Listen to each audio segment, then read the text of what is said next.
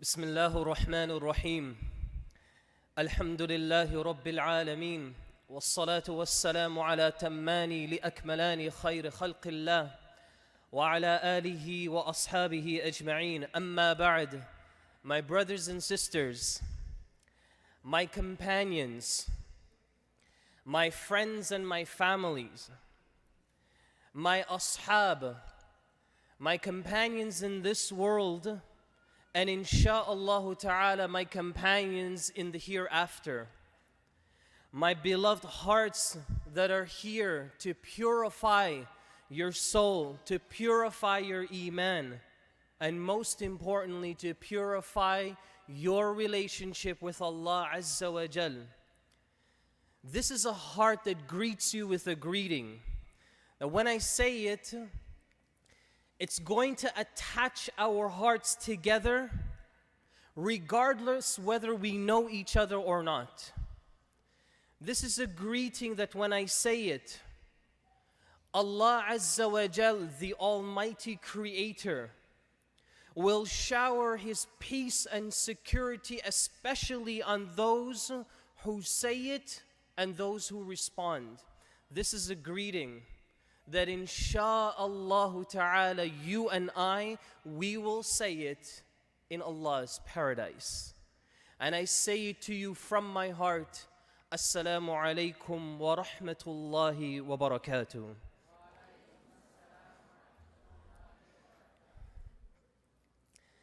So my topic for you, bi'idhnillahi ta'ala, for this afternoon is titled, The Heart of the Family. Now when you hear a title like this, I'm sure that every single one of us, regardless of whether you're married or not, or regardless whether you have children or not, every single person sitting here in this auditorium can relate to this topic. And so, the heart of the family, what exactly is it? Number one, whatever you want it to be. What's the most important thing that keeps your family together? For some people, it's power, it's authority, and it's how much control and dominance they have within that family. So if they can be in control of what the husband does or what the wife does or what the children does and how life just kind of functions within that home, that's what's considered their true heart. That's what's considered the most important thing for their family. For others, the heart of the family is how much wealth, security, and power you can accumulate within that family to sustain that family. So a lot of people, for them, their true essence of having a successful family is as long as you're rich, you're secure, and you can purchase and acquire anything and everything in this world, then this is really the heart of my family. But what's the real heart of the family for me and all of you? It's just one thing. It's the one thing that makes any human being happy, not any Muslim, any human being happy. It's this one thing that we all have in common. And that is to just do good and righteous deeds, good things in our lives. How do you feel when you do something good? You know, just last night I was watching that TV show. I'm sure a lot of you know the Undercover Bus. Yeah. I was like, oh my God. Yeah, so Undercover Bus, right? So this show, Undercover Bus, when you look at it, you know, the concept is really interesting. For me, that concept is, this is basically a leader or a boss or a manager who just decided to wake up one day and actually be involved in the things that he initially has control over. Be involved in your community. Be involved in your business. Be involved in the things that you've created and you have control over. And you know, when I looked at that show, I thought to myself, Umar ibn al-Khattab, radiyallahu an, every single day during his Khalifa, walked in the middle of the streets. And you know what he was doing? Just asking people, are you okay? Do you need anything? Is there anything that I can do for you? And so you have these managers and these corporates and these bosses coming into their company, and you know what they're doing? Do you need more paper towel?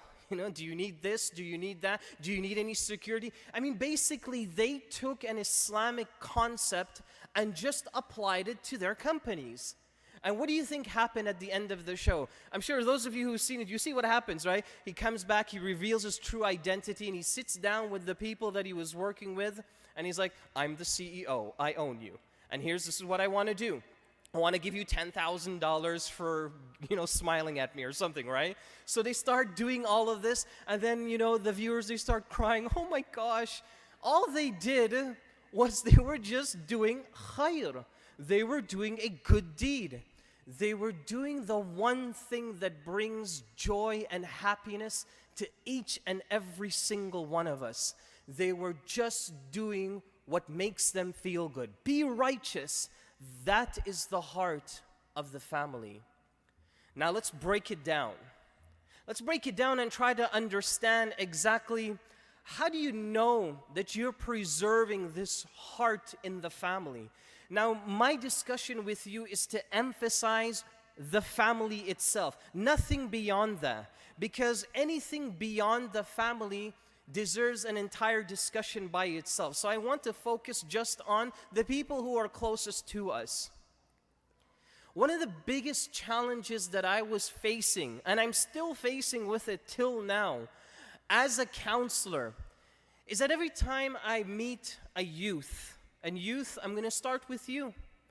Every time you come into my office and you unload all of your tears and all of your complaints, the first thing that I realize whenever I speak to the youth is that the youth don't have anybody to look up to that they can feel proud of.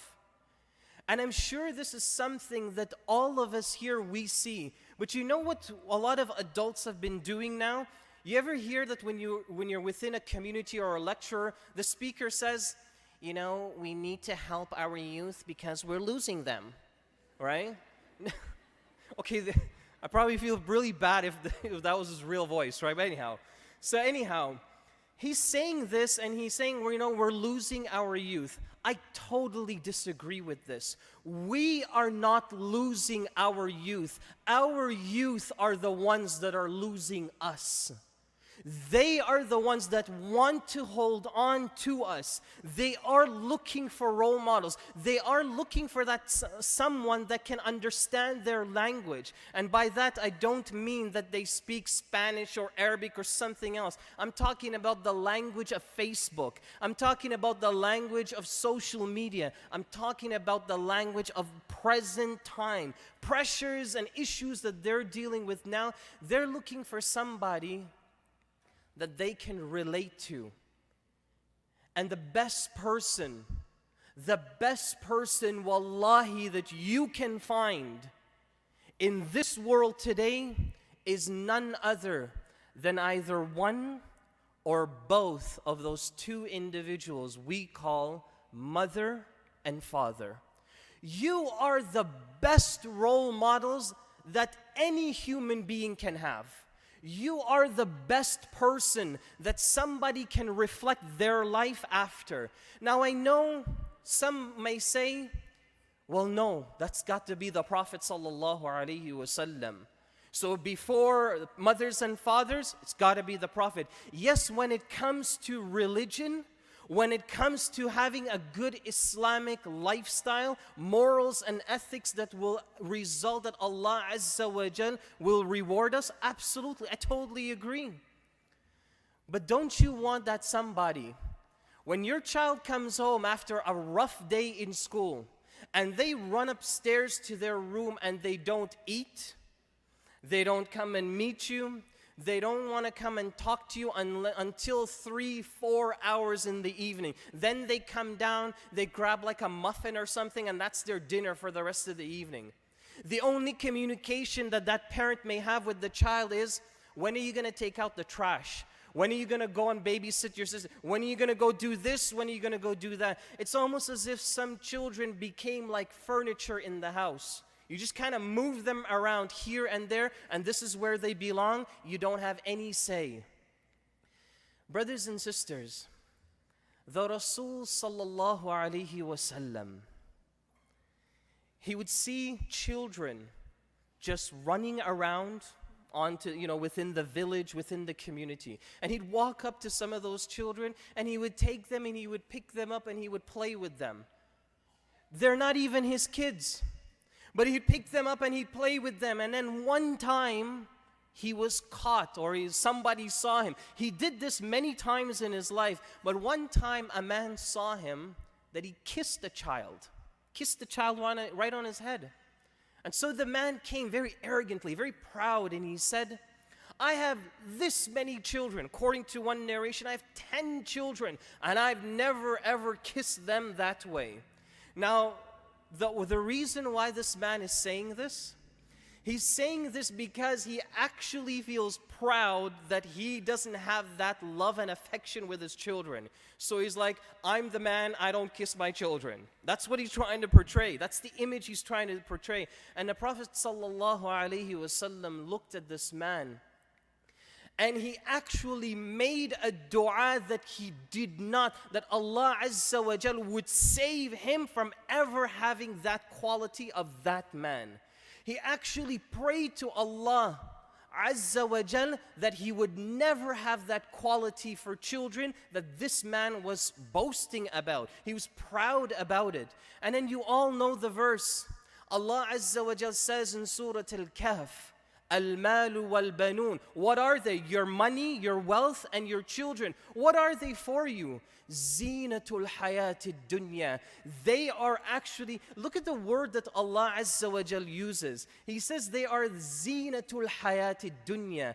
They are actually the decoration, the beauty of this world, your life here. It's the wealth that you have. And when, of course, we're talking about the wealth that's used correctly. It's used to sustain yourself and your family. You're doing all the right things with it. And what's the second thing?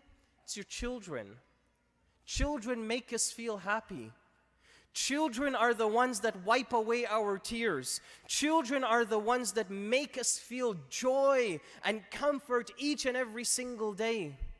So my question now is, why would this child walk in to Brother Musleh's office and say to him, I don't feel like I want to live anymore.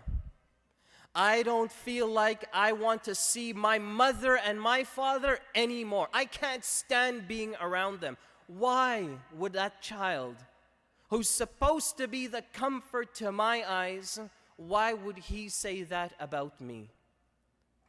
And the problem here is, brothers and sisters, goes back to that one heart of the family. Now, I mentioned to you it was good deeds, but we're going to come back to this concept in a moment. Keep that in mind.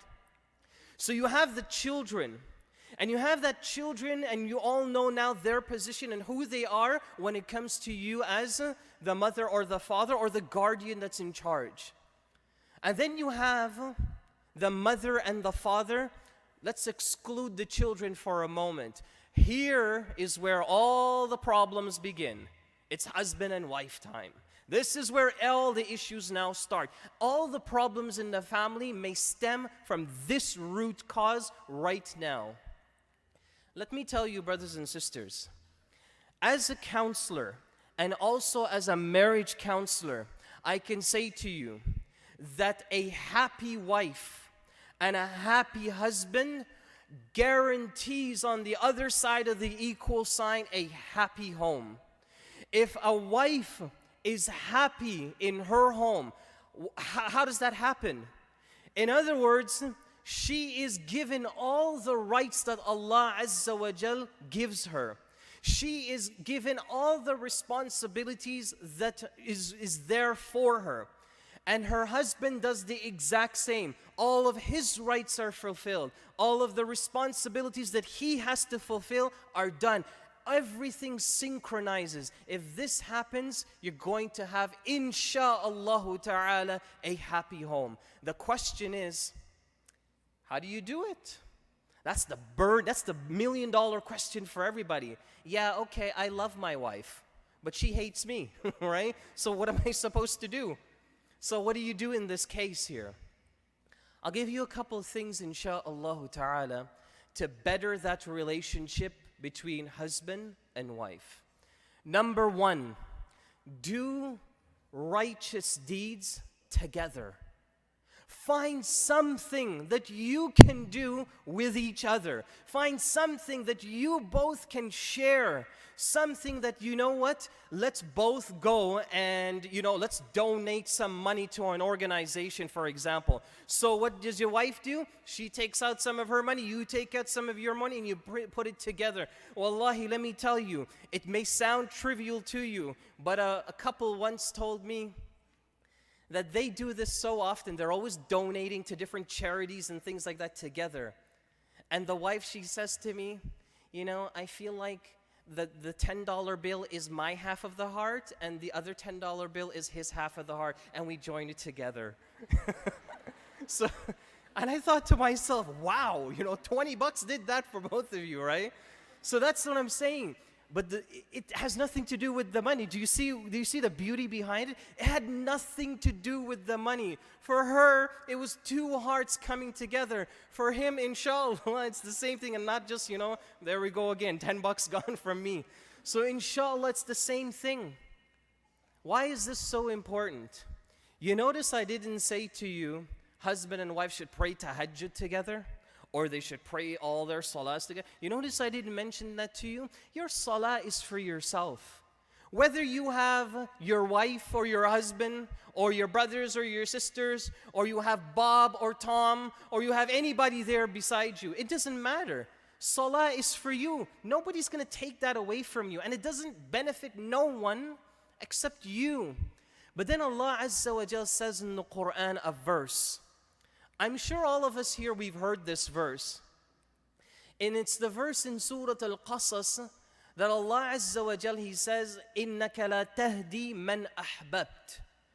O Muhammad sallallahu alayhi wa sallam, you can't guide people that you love. You can't enforce it on anyone. But then the verse continues, وَلَكِنَّ اللَّهَ يَهْدِي مَن يَشَاءُ. But verily Allah Azza wa Jal, He is the one that guides every single person. Now, most of the time when a speaker uses this verse, you know where he stops? Right there. There's still the end of the verse that a lot of times is just kind of put to the side. وَهُوَ أَعْلَمُ بِالْمُهْتَدِينَ. And Allah Azza wa Jal is a'lam, has the most knowledge of those who look and seek for guidance. Now put this into perspective. You may have somebody that can come to you and they may ask you about, your beard or your hijab, and ask you, why do you have that, or why do you wear that? And you just respond to that question in a generic way. Well, we do it because it's part of our religion, or this or that. And the case is done. For that person, that could have been the check mark that leads them to saying, Ashhadu an la ilaha illallah wa ashhadu anna Muhammadan Rasulullah. What are you seeing now on TV today? Are you seeing more celebrities? Are you seeing more people coming to Islam? People that you never ever thought would actually accept the Shahada are walking into the religion. Why? Because Allah is a'lamu bil muhtadin. Allah knows when somebody is just trying to search for some answer, and that answer could be the one answer that you lead to guidance. Why is this so important for those two individuals, the husband and wife? It's very simple. If you, both of you, become a strong example for your family and the people around you, then insha'Allah ta'ala you're going to be two individuals that are beaming lights of guidance for the entire world and the people around you. That's why Allah Azza wa Jal says, أَعْلَمُ بِالْمُهْتَدِينَ. Brothers and sisters, don't forget the end of this verse in Surah Al-Qasas. Thank you. So don't forget the end of this verse, because why? You're always gonna, or most of the time, you're just gonna hear the beginning of it. So you have doing something together that you both can find some level of fulfillment. And it shouldn't be something that is only restricted for the benefit of the husband and the benefit of the wife. But try to think outside the box for a moment. Try to do something that others can benefit from you. Our religion advocates this more than anyone else. The Prophet ﷺ once said that no person, no Muslim can be a complete believer if their stomach is full and their neighbor's stomach is empty.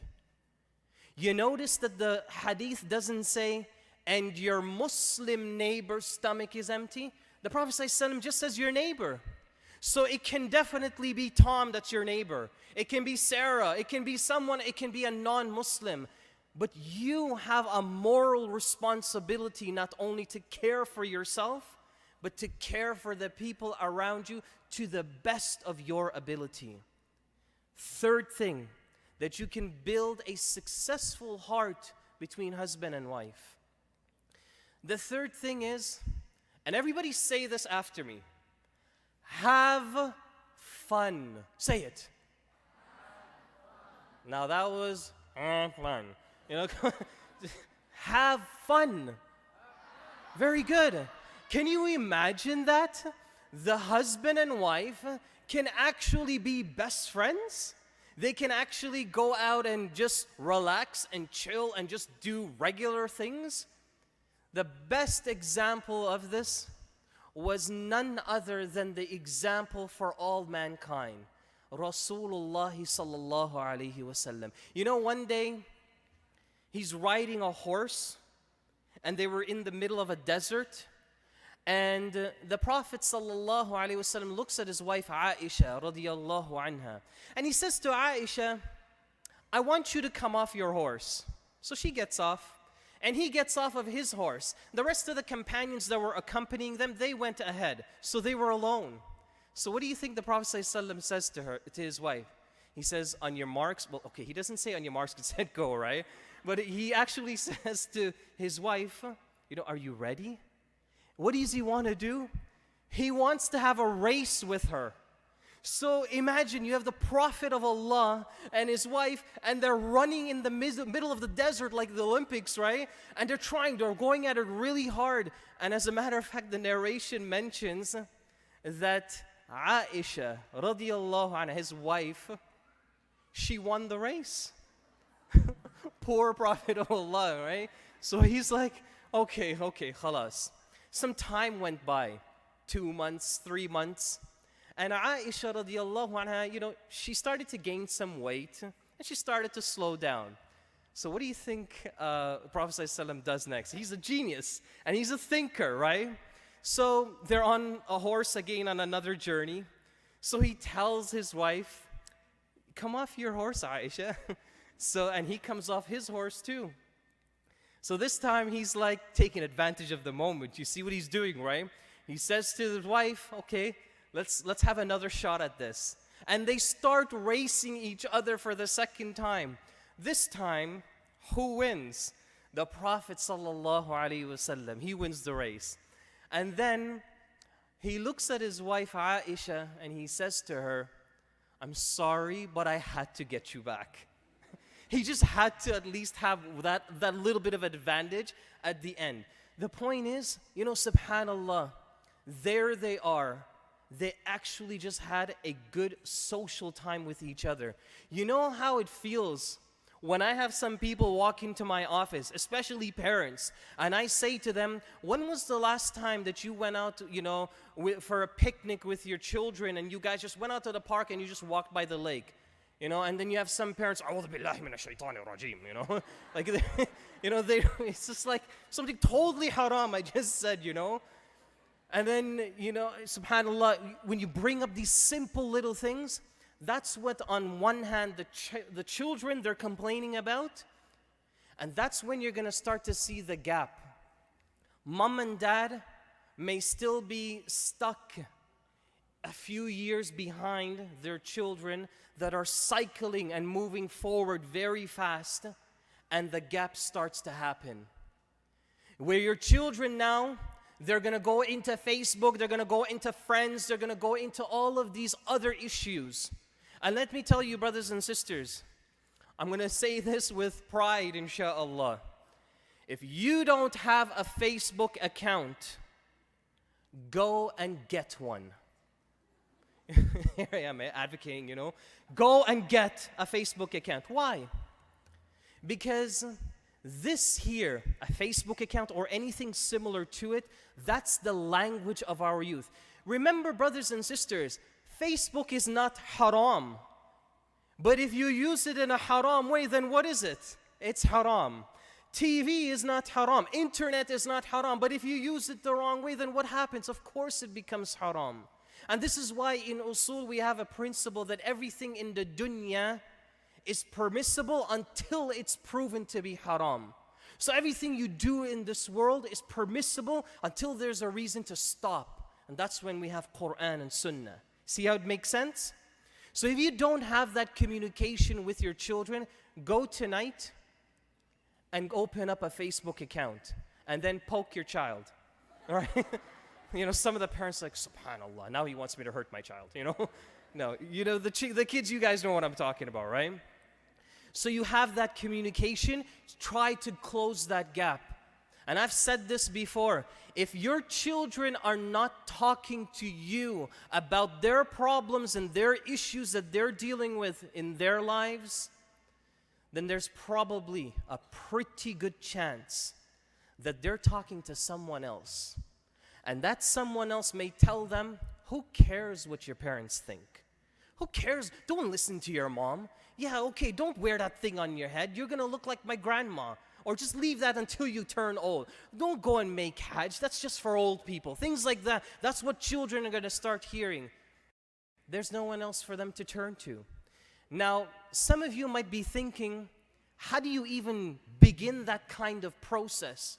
How do you actually begin to bridge that gap? It's very simple. It starts off with only one method, and this is the only method that I will mention to you. Start to communicate with your family. Start to talk to your children. And talking to your children, you don't have to formalize it. You don't have to say to your child, look, I'd like to book an appointment with you at the dinner table at 5 p.m. inshallah, okay? So and then we're going to have a discussion for 10 minutes. You don't have to do that. You might be sitting down, ask your child, so what did you do today? Ask your child, so how you doing? Or what's wrong? Oh, you look pretty today. Oh, wow, your hair looks nice today. Something about them, and just start that conversation. Children need someone to look up to. But if that someone keeps moving farther away from them, then who are they going to look up to? Someone else. And if they do get a chance to speak to that someone and all they hear in return is, go do this, go do that, why aren't you this, why aren't you that, why can't you be like that sheikh, why can't you be a doctor, da-da-da, then they're always going to feel like they can never accomplish anything. And then they come to my office. So brothers and sisters, you have the husband and the wife. The next point that I want to mention to you, and now this is going to include the children. Children, mothers and fathers, do yourself a favor and encourage your children to see the beauty in marrying early. When I say marrying early, I'm not saying like 15 or 16 or 17. No, what I'm saying to you is don't even put an age limit on it.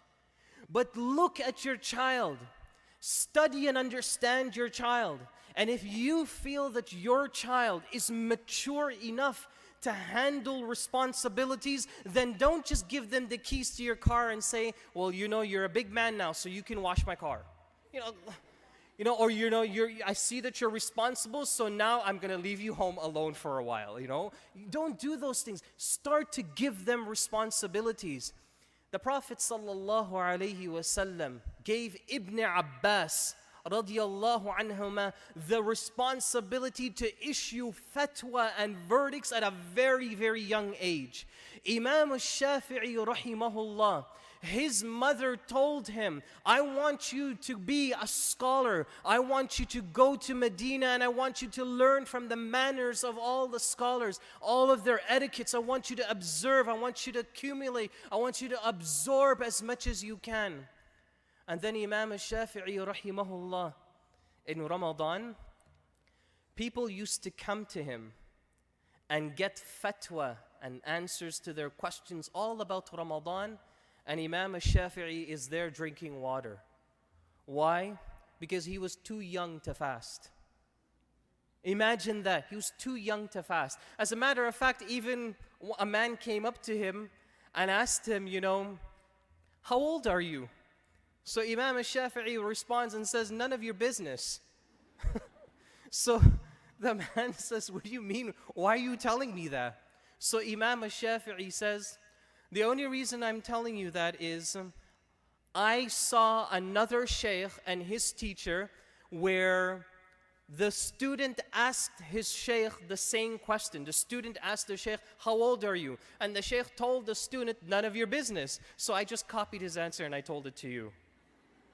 So you see, brothers and sisters, that's what parents are. Parents, you are our reflection. We want to be like you.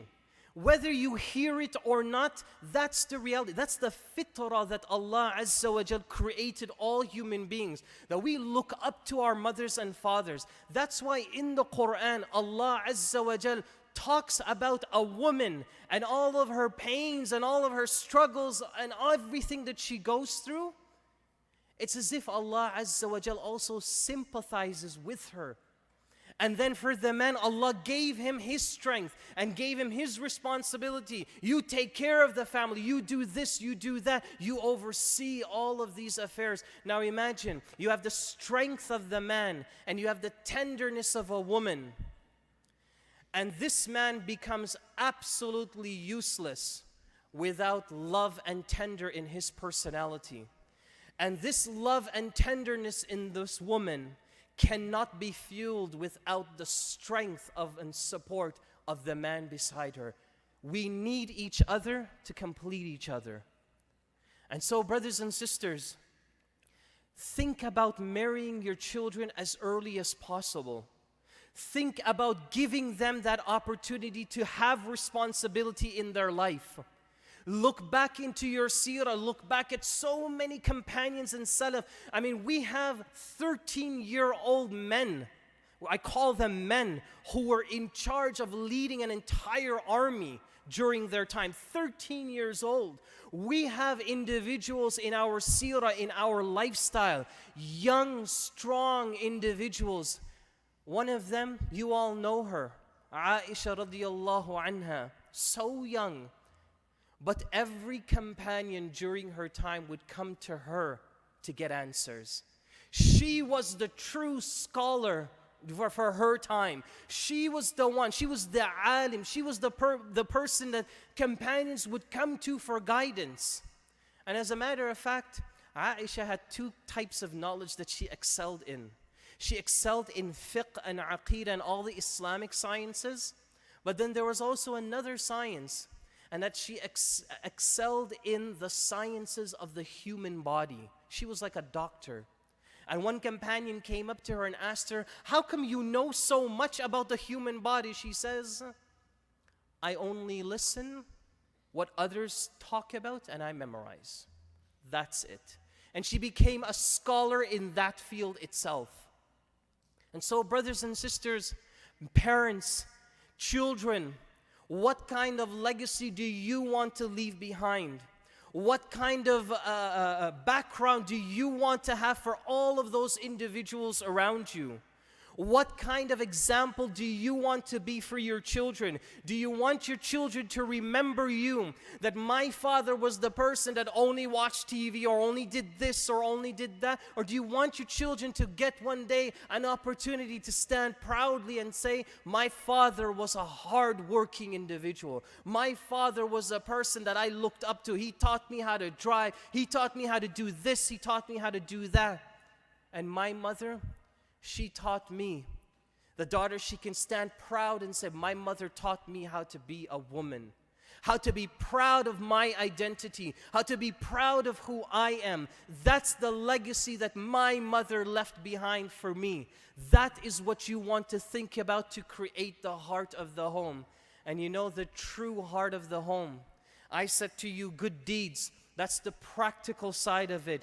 But if you were to summarize it all together, the true heart of the home is having Islam, morals and ethics within that home.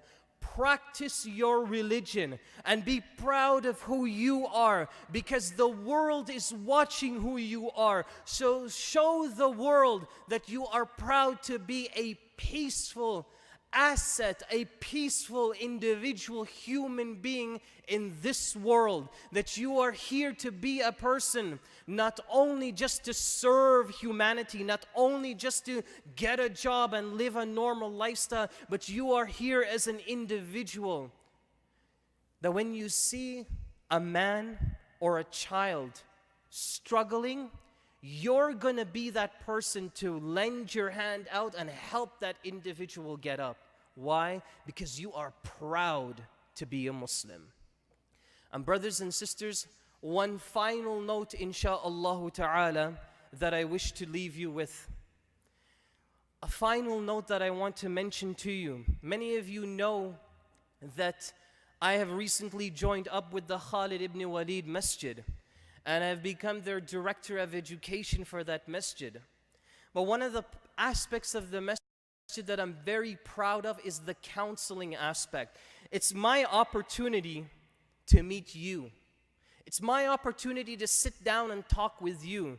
It's my opportunity to see those parents that may only see problems in their child. It's my opportunity to try to change that and help them to see good. It's my opportunity to sit with those youth that only have maybe the most horrible things to say about their families and about their parents, to change their mindset and to change their mind frame and to think about these two individuals as the most important role models in their life. And let me tell you, brothers and sisters, it has been the most rewarding aspect of my entire life to be able to sit there and talk to you. And so, brothers and sisters, I hope that insha'Allah ta'ala, what you have been hearing throughout this conference is something that you can take within your heart, is something that will better your relationship with the most important Allah Azza wa Jal. But in addition to that, it starts to improve your way of life, your lifestyle, how you do things, how you smile, how you talk, how you perceive things. And parents, you have this responsibility more than anyone else. I can't emphasize this enough. I remember, brothers and sisters, that a couple came into my office, and they said to me that, we want our child to get married. And this child, I think, was like 20 or 21. So I said, okay, what's the problem? And the mother says, well, he's not really listening too much, and he comes home a little bit late and so on. And the father said, yeah, he's a good kid and whatever, but he needs some advice.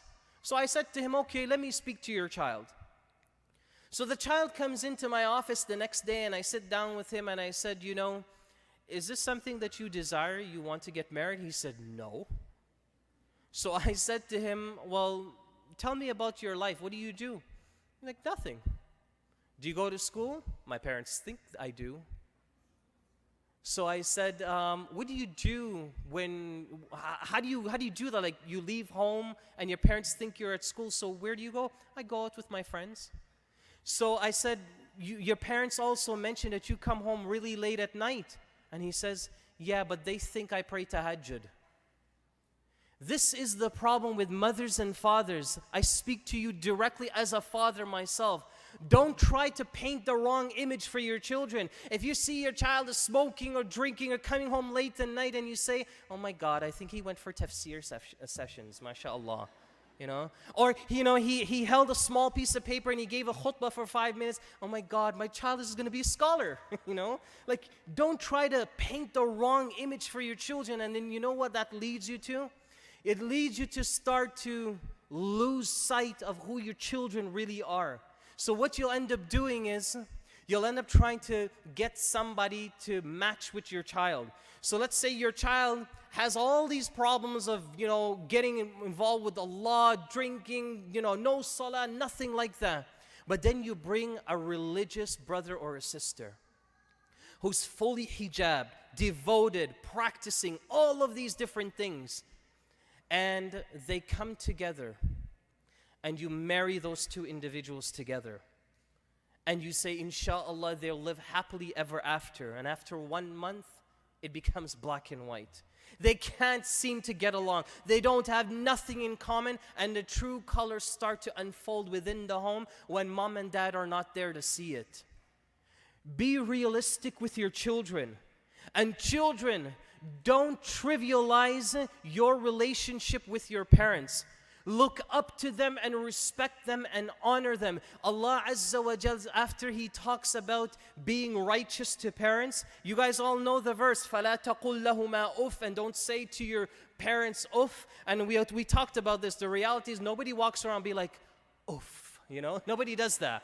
Uff is a ismun fi'lun, like it's the name of an action. What that means is it's like what children do today. They do that's called uff. It's a sigh of distress and anxiety. Like, I hate this. I don't want to be around your company. That's called uff. But then after this verse is where things are very interesting. Children, this part of the verse is for you. Allah Azza wa Jalla says, وَاخْفِضْ لَهُمَا جَنَاحَ الذُّلِّ مِنَ الرَّحْمَةِ وَقُلْ رَبِّ ارْحَمْهُمَا كَمَا رَبَّيَانِي صَغِيرًا. Allah Azza wa Jalla tells us to lower your wings of humiliation. Lower your wings of humility to your parents. Lower your wings of mercy to them. What does that mean? It's very simple. Put this in a practical sense for you. You might have had the opportunity to grow up in Canada, and you grow up in a good society where there's a nice system, things are done, you get a good job, you get a good education, but your parents can't read. Your dad, he grew up pushing a donkey cart to make a living. Your mom used to wake up every morning at 4 a.m. and milk the cows to make a living. So they don't know anything about what it means to be in a high school, to be in a college, or be in a university. So what do? Some children, you look down on your parents. All I can say to you is shame on you for looking down at mom and dad just simply because they don't have an academic skill. So what if you have a degree? All that tells you is that you can perform a particular job. How many of you know doctors or lawyers that are horrible husbands and horrible wives? It's just a skill that you've acquired. The best human being is a human being that they can have that PhD, they can have that engineering degree, they can be everything. But when they stand in front of their mom and dad, he'll take his mom's head and he will kiss her on the forehead. Every time he sees his father, he will embrace his father. And he would be 50 years old. His father may be 80 years old. His mom may be, they're all so aged, they can't walk, they can't move. But he makes himself like a 5-year-old kid in front of his parents.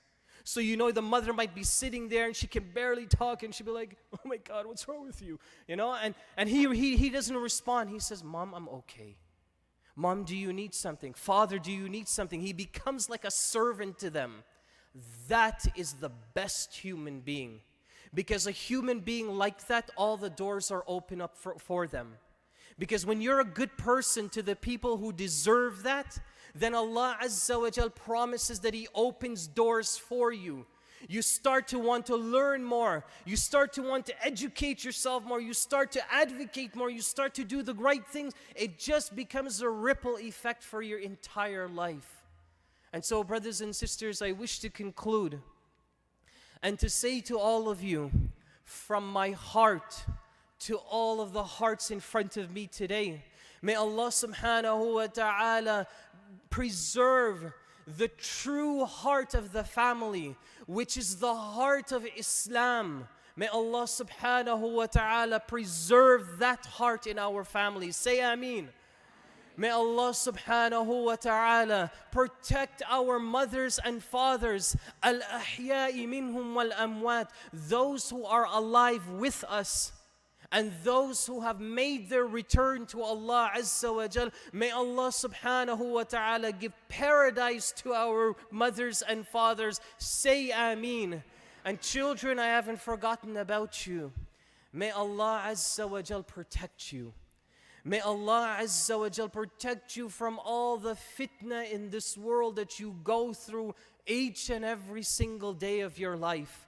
May Allah subhanahu wa ta'ala create good, pure role models that you can be proud to look up to, that can encourage you and help you be a positive human being and a positive Muslim and a righteous servant to Allah Azza wa Jal. And may Allah subhanahu wa ta'ala bless you all for listening. I thank you. Wassalamu alaikum wa rahmatullahi wa barakatuh.